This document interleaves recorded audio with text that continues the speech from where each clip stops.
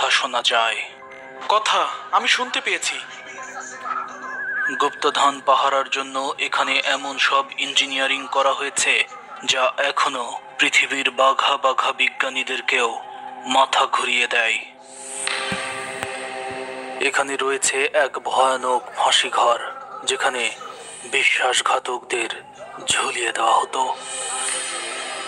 এখানেই রাখা হতো গুপ্তধন, যেখানে একসময় ওজন দিয়ে বিক্রি হতো হীরা। এটি এমন এক জায়গা যার প্রতিটি ইট পাথরের সাথেই মিশে আছে হীরা, রাজনীতি, মৃত্যু আর যুদ্ধের ইতিহাস।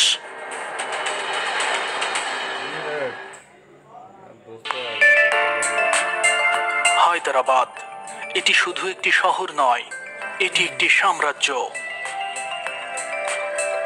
হ্যাঁ দর্শক, ইতিহাস, ঐতিহ্য আর হীরা দিয়ে মোড়ানো প্রাচীন শহর ভারতের হায়দ্রাবাদ থেকে শুভেচ্ছা জানাচ্ছি আমি জুবায়ের আল মাহমুদ।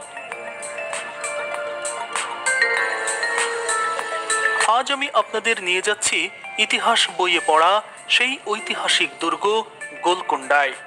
দেখাবো সেখানকার এমন সব জায়গা যা আপনি হয়তো সারা জীবন শুধু কল্পনা করেছেন। গোলকুন্ডা দুর্গের অবস্থান হায়দ্রাবাদ রেলওয়ে স্টেশন থেকে 10 কিলোমিটার দূরে, শহরের অদূরেই। গোলকুন্ডা অর্থ হলো গোলাকার কুন্ডা, অর্থাৎ গোলাকৃতির পাহাড়। আর এই পাহাড়ের ওপর দুর্গ তৈরির কারণেই এর নাম হয়েছে গোলকুন্ডা দুর্গ। 16 শতকে কুতুব শাহী রাজবংশ এই দুর্গকে তাদের রাজধানী বানিয়েছিল।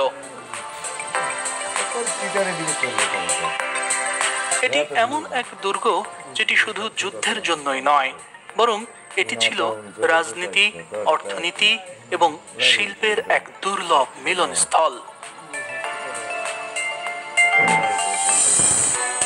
গোলকুন্ডা এটি মুসলিম সাম্রাজ্য কুতুব শাহী রাজবংশের আঁতুড়ঘর। এটি এমন এক জায়গা যেখানকার প্রতি ইঞ্চি ধূলিকণার সাথেই মিশে আছে শুধুই ইতিহাস। লোহার এই দণ্ডটি দেখতে পাচ্ছেন? এটার ওজন কত হতে পারে ধারণা করতে পারেন? কিংবা এটা দিয়ে কি কাজ করা হতো বলতে পারেন? আমি বলছি, এটা ছিল কুতুব শাহী সাম্রাজ্যের সেনাবাহিনী নিয়োগের যোগ্যতা যাচাইয়ের কাঠি। অর্থাৎ এই লোহা যে উঁচু করতে পারবে কেবল তাকেই সেনাবাহিনীতে নেওয়া হতো। আর এর ওজন 240 কেজি। এটি উঁচু করা মোটেও সহজ নয়, অন্তত আমার পক্ষে তা কোনোভাবেই সম্ভব হয়নি। তবে চেষ্টা করার এক পর্যায়ে এটা কিছুটা নাড়াতে পারলেও ওই আমলে এভাবে নাড়ালে চাকরি পাওয়া যেত না। হ্যাঁ দর্শক, এই দুর্গে এমন কিছু রয়েছে যা আপনি যত দেখবেন ততই অবাক হবেন। বেঙ্গল ডিসকভারির পর্দায় আজ আমি আপনাদের এখানকার প্রতিটি কোণায় দেখাবো। তবে তার আগে সাবস্ক্রাইব করুন। গোলকুন্ডা এই দুর্গ ছিল প্রতিরক্ষা কৌশলের এক অসাধারণ উদাহরণ। এটি আয়তনের দিক থেকে পুরো ভারতের শীর্ষ 5 বড় দুর্গের একটি। ভারতের সবচেয়ে বড় দুর্গ চিত্তরগড়। বেঙ্গল ডিসকভারির পর্দায় আমি সেটাও দেখিয়েছি। সেখানে রানী পদ্মাবতীর প্রাসাদ, মুসলিম বীর আলাউদ্দিন খিলজির যুদ্ধস্থল, ঐতিহাসিক সতীদাহ প্রথা, যেখানে বিধবা নারীদের জীবন্ত পুড়িয়ে ফেলা হতো, সেই রৌমহর্ষক জায়গাও দেখিয়েছি। নিশ্চয়ই মনে আছে আপনাদের। গোলকুন্ডা দুর্গ তেমনি হাজারো ইতিহাস আর ঘটনায় গাঁথা। এটি ভারতের দ্বিতীয় বৃহত্তম দুর্গ। আপনি যখন দুর্গ অভিমুখে রওনা হবেন তখন চলতে চলতে একসময় সামনে একটি বিশাল আকারের গেট দেখতে পাবেন। এটি এখানকার প্রধান প্রবেশদ্বার। বিশাল আকারের এই প্রবেশদ্বারের নাম ফতেহ দরওয়াজা বা বিজয়ের দরজা। 1687 সালে মুঘল বাদশাহ আওরঙ্গজেব এই দরজার সামনে দাঁড়িয়েই দুর্গ জয়ের হিসাব কষেছিলেন। দর্শক, যদিও গ্যাস সিলিন্ডারের গাড়িটি ব্যাপকভাবে বিরক্ত করছে, এরপরও একটু বোঝার চেষ্টা করুন যে এই গেটটি আঁকা বাঁকা করে তৈরি করা হয়েছে, যে কারণে শত্রুদের দ্রুতগামী ঘোড়া দ্রুত ছুটতে ছুটতে এসে হঠাৎ পথ হারিয়ে ফেলতো এবং পড়ে যেত, দেয়ালে ধাক্কা খেত। এরপর আরেকটি বাঁক রয়েছে, খেয়াল করুন, তারপরে মূল দরজা। আর এই আঁকা বাঁকা ভাবে তৈরির কারণে কোনো হাতি দিয়েও কিন্তু এই দরজা ভাঙা সম্ভব হতো না, কারণ হাতিকে দিয়ে আঘাত করাতে হলে পেছনে জায়গা প্রয়োজন হয়, যেন হাতি দৌড়ে এসে ধাক্কা দিতে পারে। কিন্তু এখানে হাতি দৌড়ানোর মতো জায়গা দরজার সামনে কিন্তু তেমন একটা নেই।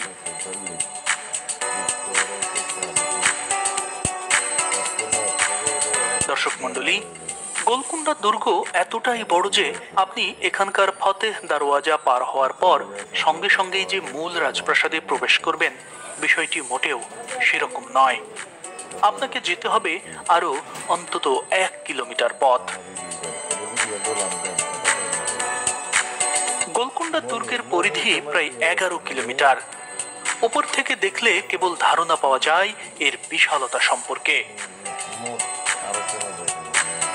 দর্শক, আপনাদের আরেকটি ধারণা দিই, এইটা হচ্ছে ফতেহ দরজা, যেটা একটু আগে দেখালাম। এইটা দিয়ে শুধুমাত্র রয়্যাল ফ্যামিলির লোকজনই চলাফেরা করত। আর এই যে এইটা আরেকটা গেট, এই গেটের নাম জামালি দরওয়াজা। এই গেটটি ছিল সাধারণ মানুষ, ব্যবসায়ী আর কর্মচারীদের জন্য। আর এই সাধারণ মানুষদের জন্য একটি মসজিদও তৈরি করে দিয়েছিলেন সুলতান মোহাম্মদ কুতুব শাহ। আর এই যে এইগুলো হচ্ছে প্রাচীর, এবং এই প্রাচীর দুর্গের চারপাশেই রয়েছে। এইটা 1 নম্বর প্রাচীর, অর্থাৎ এই ধরনের সুরক্ষিত এবং উঁচু প্রাচীর রয়েছে আরো অনেকগুলো। আর ফতেহ দরওয়াজার মতো বিশাল আকারের গেট রয়েছে এই দুর্গের সর্বমোট 8টি।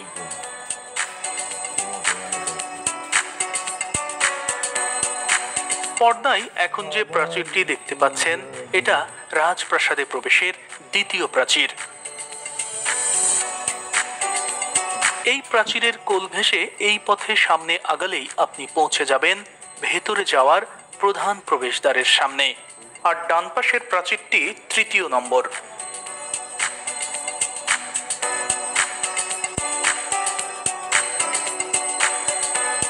প্রাসাদের এই প্রধান ফটকের নাম বালা হিসার দরওয়াজা। বালা অর্থ উঁচু বা উপরে, এবং হিসার অর্থ দুর্গ বা কেল্লা, অর্থাৎ বালা হিসার মানে উপরের দরজা। ফটকটির গায়ে জড়ানো সেই আমলের গ্রানাইট পাথরের উপর করা এই অসাধারণ কাজগুলো আজও সবাইকে মুগ্ধ করে। দর্শক, এই ফটকটি দেখতে ঘোড়ার পায়ের খুরের মতো, তাই এই খিলানকে অনেকেই অশ্বক্ষুরাকৃতিও বলে। আর মাথার উপরে ময়ূরের যে নকশা দেখতে পাচ্ছেন, সেটা একবার দেখুন। আজ থেকে প্রায় 500 বছর আগে পাথরের ওপর এমন নিখুঁত কাজ কিভাবে যে করেছে সেটাই আমি ভাবছি। এখানে অবশ্যই একটি দরজাও লাগানো আছে, তবে অনেকেই এটাকে লোহার দরজা মনে করে, কিন্তু আসলে এটা কিন্তু পুরোটা লোহার নয়, মানে এর ভেতরে কাঠ রয়েছে। দেখুন, কাঠের ওপর লোহার আস্তরণ বা লোহার পাত দেওয়া হয়েছে, যাতে দরজাটা অনেক মজবুত হয়, যেন শত্রুদের আঘাত সহ্য করতে পারে দরজাটি।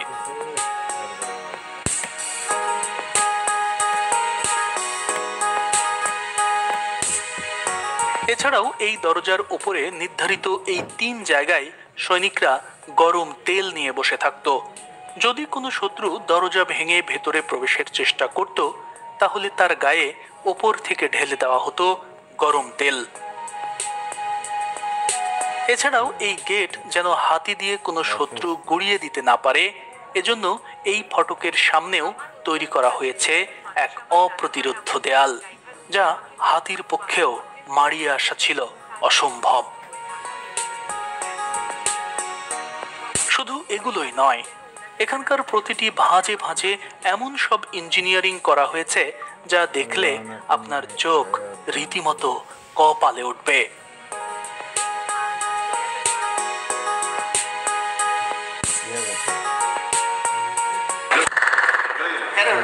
শব্দটি শুনেছেন? প্রতিধ্বনিত হচ্ছে। আপনি ওখানে দাঁড়িয়ে তালি দিন। এমন শব্দ হবে না। এমন কেন হচ্ছে জানেন? খেয়াল করুন, উপরের দিকে ডায়মন্ডের মতো কিছু নকশা আছে। 6 জায়গায় এমন নকশা রয়েছে এবং প্রতিটি জায়গায় 6টি করে মোট 24টি ডায়মন্ড শেপের নকশা আছে। হীরার খনি কখনো দেখেছেন? আপনি কিন্তু আজ সেই জায়গাতেই এসেছেন।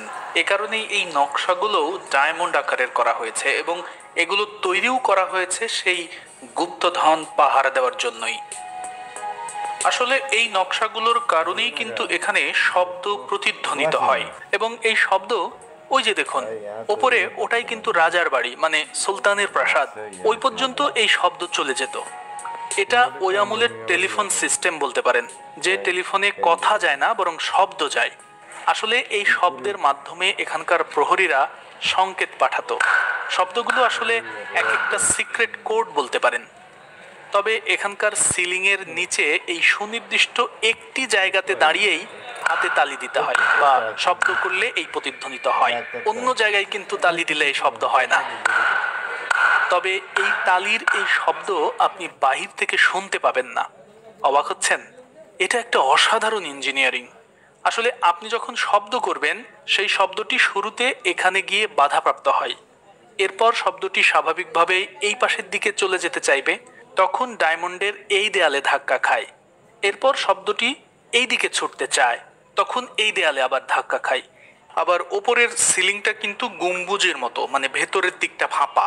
ফলে এভাবে একটার সাথে একটা ধাক্কা খেতে খেতে ইকোসিস্টেম হয়ে যায়। ভালো করে শুনুন, হাতের শব্দ কয়েক দফা বাড়ি খাচ্ছে।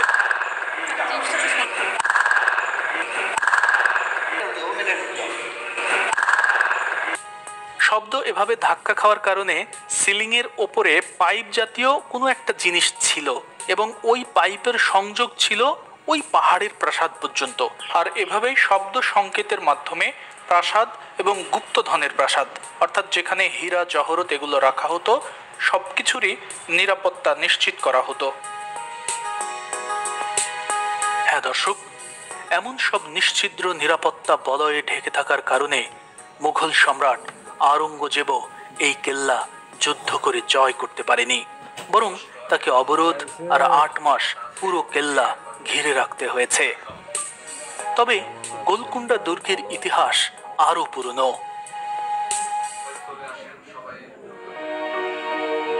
আজ থেকে প্রায় 1500 বছর আগের ঘটনা। ওই সময় এই পুরো অঞ্চল ছিল চালুক্য রাজবংশের অধীনে। গোলকুন্ডায় তখন কোনো দুর্গ ছিল না। চালুক্যরা কর্ণাটক, অন্ধ্র এবং তেলেঙ্গানার পুরো অঞ্চল শাসন করত। তবে বিশাল এই অঞ্চল কেন্দ্র থেকে শাসন করতে তাদের বেশ বেগ পেতে হতো। তাই একসময় তারা সামন্ত শাসক নিয়োগ দেওয়ার মাধ্যমে সাম্রাজ্য পরিচালনা করত। কাকাতিয়া রাজবংশও তেমনি এক সামন্ত শাসক, অর্থাৎ কাকাতিয়ারা শুরুর দিকে চালুক্যদের অধীনস্থ শাসকই ছিল এবং এই গোলকুন্ডা দুর্গ সর্বপ্রথম এই কাকাতিয়ারাই তৈরি করে। 1143 সালে কাকাতিয়া রাজা বেতা চালুক্য সাম্রাজ্যের সামরিক প্রতিরক্ষার জন্য গোলকুন্ডার এই পাহাড়ের ওপর দুর্গ তৈরির কাজ শুরু করেন। তবে তারা পাথর নয়, বরং মাটি দিয়ে তৈরি করেছিলেন ছোট্ট সেই দুর্গ। তাদের তৈরি করা একটি মন্দির আজও আছে এখানে। পার্শ্ববর্তী অঞ্চলগুলোর ওপর চালুক্যদের আধিপত্য ও নিয়ন্ত্রণ রাখাই ছিল এই দুর্গ নির্মাণের একমাত্র উদ্দেশ্য। চালুক্যরা 1190 সাল পর্যন্ত এই অঞ্চল শাসন করেছিল। তবে 500 থেকে 1190 অর্থাৎ 690 বছরের এই দীর্ঘ শাসনকালে তাদের লড়াইও করতে হয়েছে অনেকগুলো।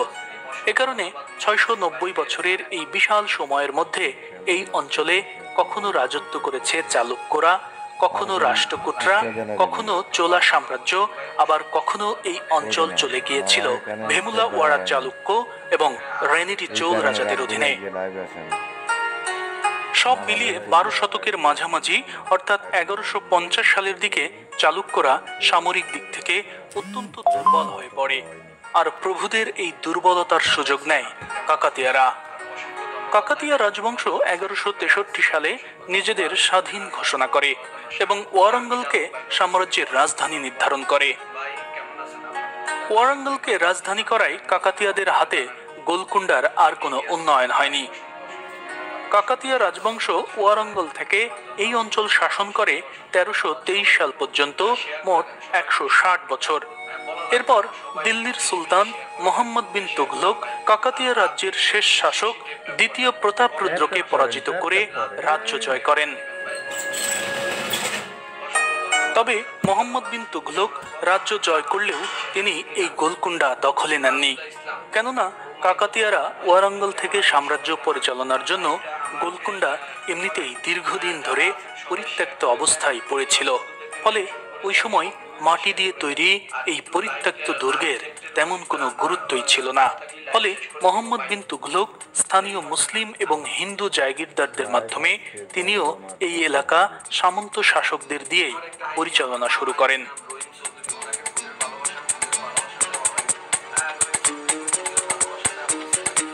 এভাবেই পেরিয়ে যায় 28 বছর।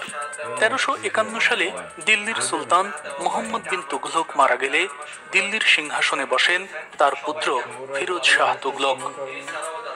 এই ফিরোজ শাহ তুঘলকের আমলেই দিল্লি সালতানাতের ক্ষমতা দক্ষিণ ভারত অঞ্চলে অনেক দুর্বল হয়ে পড়ে। আর এই দুর্বলতার সুযোগেই 1364 সালে গোলকুন্ডা দখল করে নেন বাহমানি সাম্রাজ্যের শাসক মালিক ফজলুন্নেসা। অনেকেই যাকে মালিক ফতেউল্লাহ শাহ নামেও চেনে।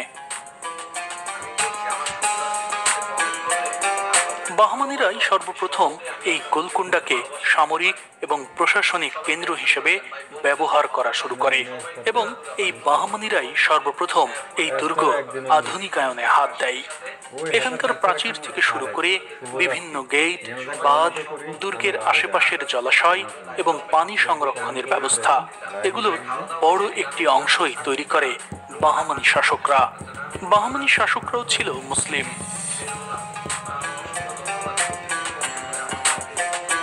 वहाँ पे एक पानी का लेक था और उस लेक से এটা এখানকার জলাধার। প্রাচীরের ওই পাশে একটা খালও ছিল, মানে পরিখার মতো। তবে এখন সেই খালের চিহ্ন পর্যন্ত আপনি পাবেন না। তবে জলাধারটি আজও টিকে রয়েছে। এখান থেকে চরকার মাধ্যমে পানি উঠানো হতো। यहाँ पे चरखा लगा रहेगा, पाइप है देखिए उस जमाने क्या पाइप পাইপ, এই যে এই পাশে দেখুন পাইপ, ওই যে দেয়ালে, এই পাইপ দিয়েই পানি একেবারে পাহাড়ের উপরে ওঠানো হতো। নিচ থেকে উপরে কিভাবে সম্ভব?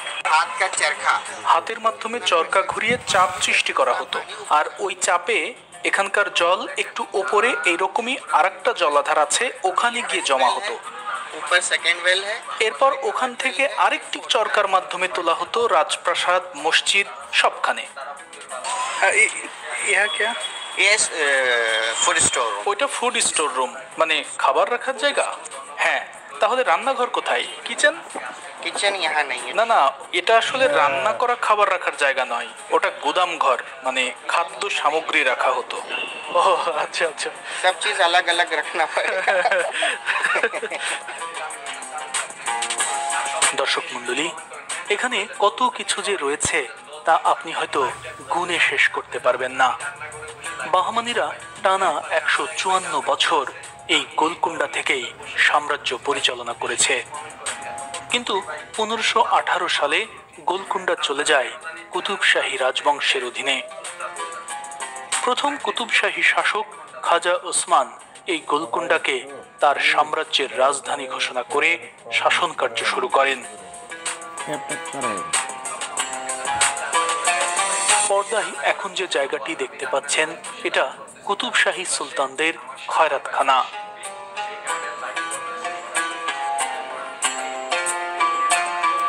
আমরা যে দান করি না, দানকে অনেকেই বলে খয়রাত, খয়রাতি, এই শব্দটা আমাদের কাছে পরিচিত নিশ্চয়ই। ঠিক এটা হচ্ছে খয়রাতখানা।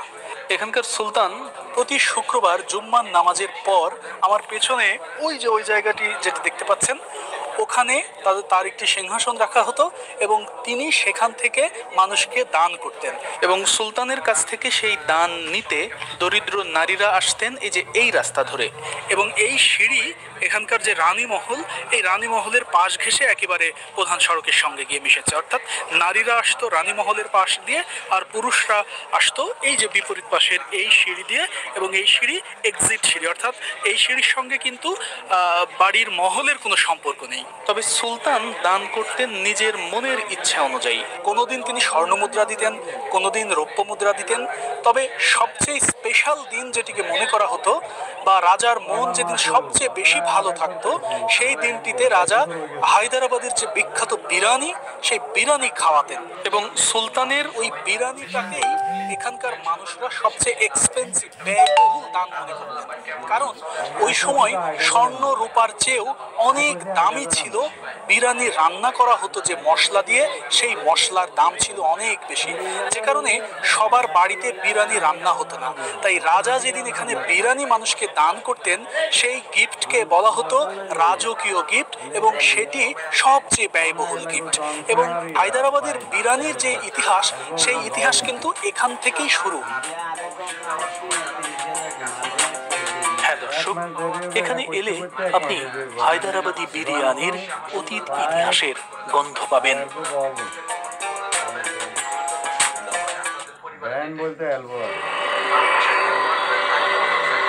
পর্দায় এখন যে প্রাসাদটি দেখতে পাচ্ছেন, অনেকেই এটাকেই মূল রাজপ্রাসাদ মনে করেন, কিন্তু 3 তলা বিশিষ্ট এই বিশাল আকারের ইমারতটি রাজা বসবাসের প্রাসাদ নয়, বরং এটিই ছিল গারদখানা। এর ভেতরে প্রায় 150টি কক্ষ রয়েছে, যার প্রতিটি কক্ষেই লোড করা থাকতো গোলা বারুদ থেকে শুরু করে অস্ত্রশস্ত্র। তবে রাজার প্রাসাদ রয়েছে পাহাড়ের একেবারে উপরের দিকে, কিন্তু সেখানে যাওয়া মোটেও সহজ নয়। পাহাড়ের উপরে যেতে হলে আপনাকে পার হতে হবে 380টি উঁচু সিঁড়ি।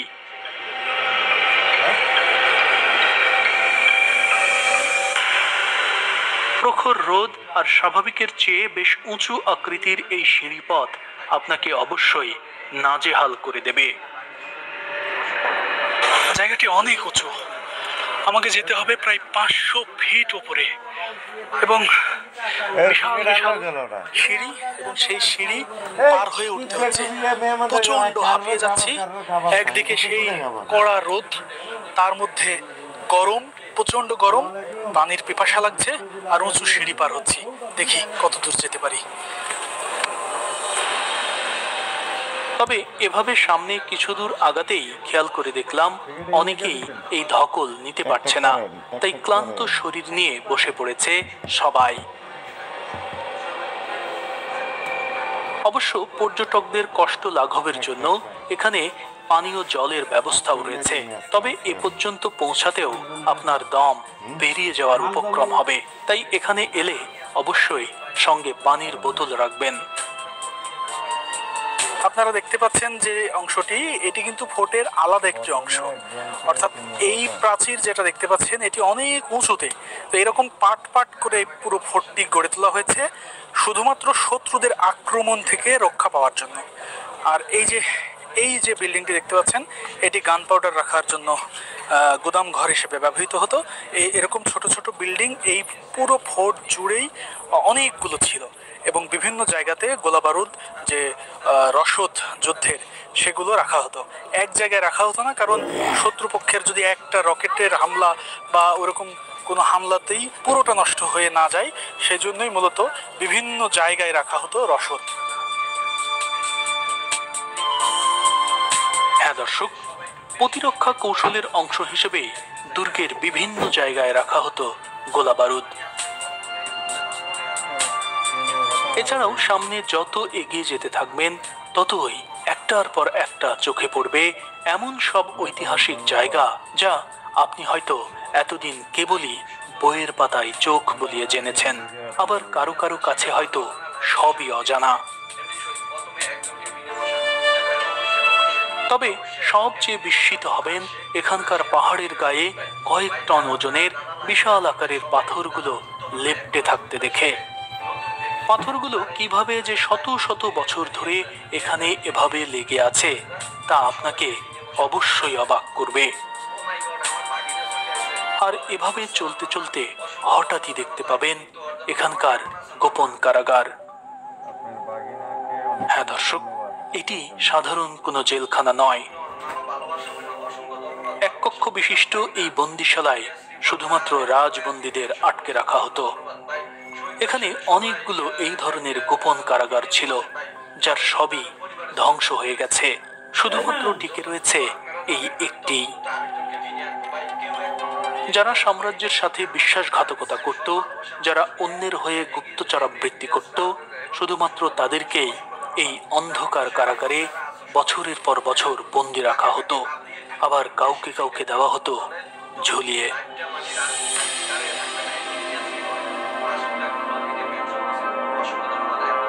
এখান থেকে এই সিঁড়িপথ মারালেই দেখতে পাবেন দারুণ দুটি মিনার।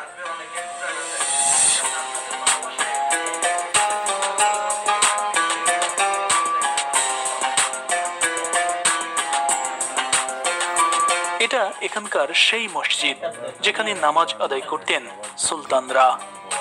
ঐতিহাসিক এই মসজিদের নাম ইব্রাহিম মসজিদ। চতুর্থ কুতুবশাহী শাসক সুলতান ইব্রাহিম কুলি কুতুব শাহ 1550 সালে সিংহাসনে বসেন এবং পরবর্তী 6 বছর ধরে দুর্গে বেশ কিছু সংস্কার কাজ করেন তিনি। তখন তিনি এই মসজিদটি নির্মাণ করেন। মসজিদের পাশ দিয়ে চলে যাওয়া এই পথে আপনাকে সোজা নিয়ে যাবে এখানকার কুতুবশাহী সুলতানের প্রাসাদে। এ পথে সামনে সামান্য আগালেই চোখে পড়বে কাকাতিয়াদের তৈরি সেই মন্দির। দর্শক মন্ডলী, গোলকুন্ডার প্রায় 99 ইমারতই তৈরি করেছে মুসলিম শাসকরা, আর শাসন করেছে প্রায় 650 বছরেরও অধিক সময়। দীর্ঘ এই সময়ে সম্রাট আওরঙ্গজেব থেকে শুরু করে বিভিন্ন মুসলিম সাম্রাজ্যের বাঘা বাঘা শাসকের পায়ের ধুলা পড়েছে এই দুর্গে, কিন্তু কেউই মন্দির ধ্বংস করেনি। আগেকার আমলে ধর্ম বর্ণ নির্বিশেষে একে অপরের সাথে কি পরিমাণ ভ্রাতৃত্ববোধ ছিল এই মন্দির যেন তারই সাক্ষ্য বহন করছে শত শত বছর ধরে। দর্শক মন্ডলী, কুতুবশাহী শাসকরাই সর্বপ্রথম গোলকুন্ডাকে আন্তর্জাতিকভাবে পরিচিত করতে সক্ষম হয়। গোলকুন্ডা কোনো সাধারণ জায়গা নয়। হায়দ্রাবাদের এই অঞ্চলে ছিল হীরার খনি। একটি দুটি নয়, 24টি হীরার খনি ছিল এই হায়দ্রাবাদে, যার মধ্যে 3টি খনি ছিল এই গোলকুন্ডা দুর্গের ভেতরেই। ভারতবর্ষ কত যে সমৃদ্ধ ছিল তা আপনি এই গোলকুন্ডায় এলেও ধারণা পেয়ে যাবেন। এখানকার খনিতেই ছিল সম্রাট শাহজাহানের সেই ঐতিহাসিক হীরা কোহিনূর। এখানকার বিভিন্ন খনি থেকে সংগৃহীত হীরায় জড়ানো ছিল শাহজাহানের ময়ূর সিংহাসনেও। এটা এখানকার গুপ্তধন রাখার প্রাসাদ। এর উপরতলায় সুলতানের প্রধান রানী বাস করতেন। প্রধান রানীকে সুলতান রীতিমতো সোনা দানা, হীরা আর দামি দামি জহরতে মুড়িয়ে রাখতেন।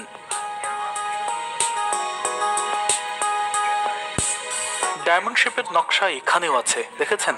এখানেও শব্দ সংকেতের ব্যবস্থা আছে, তবে এখানে এক ধরনের শব্দ নয়, এখানে তৈরি করা যায় বিভিন্ন ধরনের শব্দ এবং প্রতিটি সাউন্ড আলাদা আলাদা অর্থ বহন করত।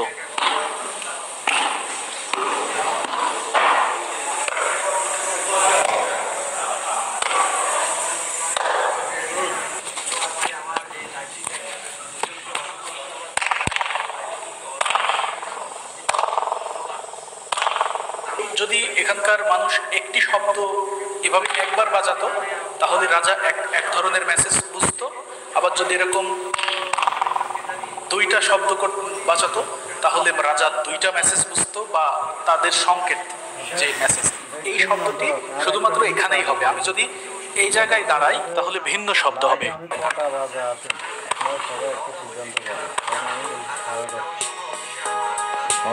হ্যাঁ দর্শক, তবে শুধু এটাই নয়, এখানে একটি অবিশ্বাস্য দেয়াল রয়েছে যেখানে কান পাতলে কথা শোনা যায়। আপনাদের দেখাই, ওই যে ওই পাশ থেকে সে কথা বলবে এবং আমি দেয়ালের যে এই পাশে এই যে এইখানে দাঁড়িয়ে দেখি শুনতে পাই কিনা। হ্যাঁ, কথা বলো তো।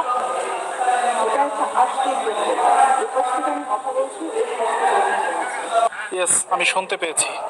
ওই পাশ থেকে বলছে যে এই ফোর্ট যেন আশ্চর্য ফোর্ট, মনে হচ্ছে যেন টেলিফোনে কথা বলছি। আমি জানি না আপনারা মাইক্রোফোনের এই রেকর্ডের সাউন্ড আপনারা শুনতে পেয়েছেন কিনা আমি জানি না, কিন্তু আমি স্পষ্ট শুনতে পেয়েছি। দেয়ালে কান পাতলে কথা শোনা যায় বলে যারাই এখানে আসেন তারাই একবার হলেও দেয়ালের সাথে কান লাগিয়ে দেখেন। ওই আমলে নিচতলার কথা এভাবেই উপর থেকে শুনতেন সুলতান, ফলে তিনি দোতলা থেকেই নিচের অবস্থান সম্পর্কে যেমন জানতে পারতেন, তেমনি সহজেই জানতে পারতেন কেউ ষড়যন্ত্র করছে কিনা। হ্যাঁ দর্শক, দেয়ালেরও যে কান আছে, সমাজে প্রচলিত এই কথার উৎপত্তি গোলকুন্ডার এই দুর্গ থেকেই। আসলে এখানে যত আয়োজন দেখতে পাচ্ছেন তার সবই করা হয়েছে এই দুর্গের প্রতিটি প্রাসাদের নিরাপত্তা নিশ্চিত করার স্বার্থে। কারণ এখানকার প্রতিটি প্রাসাদই ঠাসা ছিল গুপ্তধনে, কেননা এটাই একমাত্র দুর্গ যেখানে ডায়মন্ডের আধিক্য ছিল।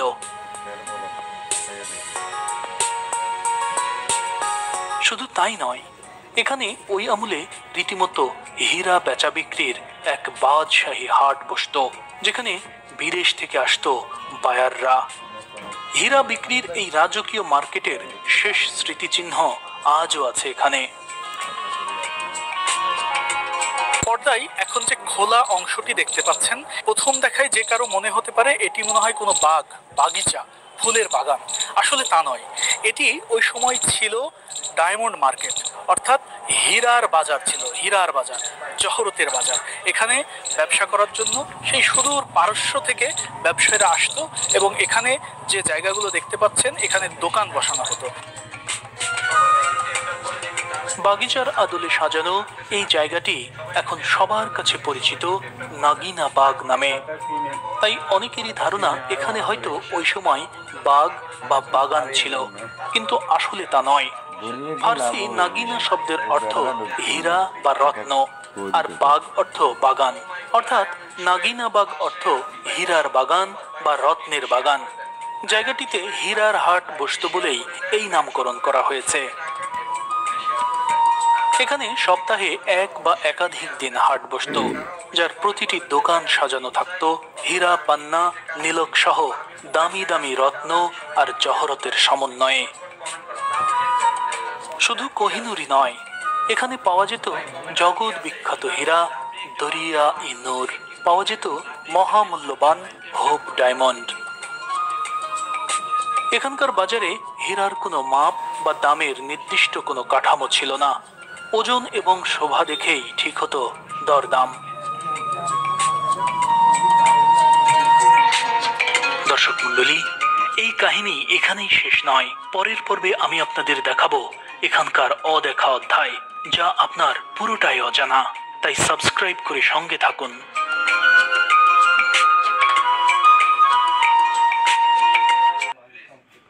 মুসলমানদের বাসা বাড়িতে